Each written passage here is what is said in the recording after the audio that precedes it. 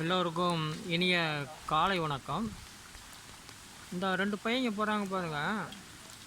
முழங்காலுக்கு இந்தாந்தான்னு அந்த பையங்க ஓரத்தில் போய்கிட்டு இருக்கிறாங்க. ஆனால் முறைப்படி கொஞ்சம் அப்படி இந்த பக்கம் நான் நிற்கிற பக்கம் தள்ளி வந்துட்டாக்க முழங்காலுக்கு மேலே தண்ணி இருக்கும். நேற்று வெள்ளிக்கிழமை இல்லையா, அந்த வெள்ளிக்கிழமை மாலை தூறல் விழுந்தோம், அப்புறம் கொஞ்சம் அதிகமாக மழை பெஞ்சோம், இந்த மாதிரியே இருந்தது. அது தொடர்ச்சியாக இருந்து இரவெல்லாம் பெஞ்சிருக்கு மழை, விட்டு விட்டு புயல் காற்று. அதுக்கு மேற்கொண்டு என்ன அப்படின்னா, நான் இருக்கிற இடம் 4 குட்டி ரோட்டுக்கு பிரதான சாலை. அதாவது ஆங்கிலத்தில் சொல்கிறாங்க சப்வே, அதில் நான் இருக்கிறது. ஆனால் நான் இருக்க இடத்துக்கு முன்னாடி, கதவுக்கு முன்னாடி பள்ளம். அந்த பள்ளத்தில் தண்ணி எவ்வளவோ நிறைஞ்சு போய்கிட்டு இருக்கு பாருங்கள். ஆமாம், இது என்ன ஆச்சுன்னா, அந்தான இந்த பாருங்க, அந்த முழங்காலுக்கு மேலே தண்ணி. ஆமாம், இந்த பக்கம் வந்தால் இன்னும் முழங்காலுக்கு மேலே தண்ணி வரும்.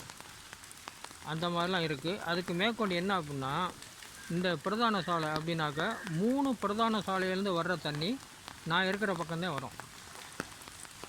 அதாவது இன்னமும் மழை தூறல் விழுந்துக்கிட்டு இருக்கு. நான் என்ன நினச்சிக்கிட்டு இருக்கேன் அப்படின்னாக்கா, என்னப்பா அது நம்ம இருக்கிற கதவு வரைக்கும் தண்ணி வந்துடுச்சு, இந்த கதவுக்கு மேலேயும் தண்ணி வந்துடுமோ, உள்ளேயும் தண்ணி வந்துடுமோ அப்படின்னு நினச்சிக்கிட்டே இருந்தேன். அப்படி இல்லை.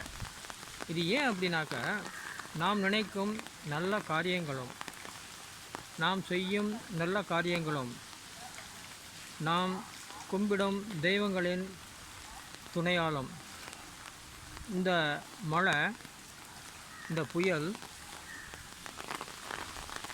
விட்டுருச்சு அப்படின்னாக்கா, இப்போ தூறல் விழுந்துக்கிட்டு இருக்கு. லைட்டாக மெதுவாக தூறல் விழுகுது. இதை பற்றி கவலை இல்லை.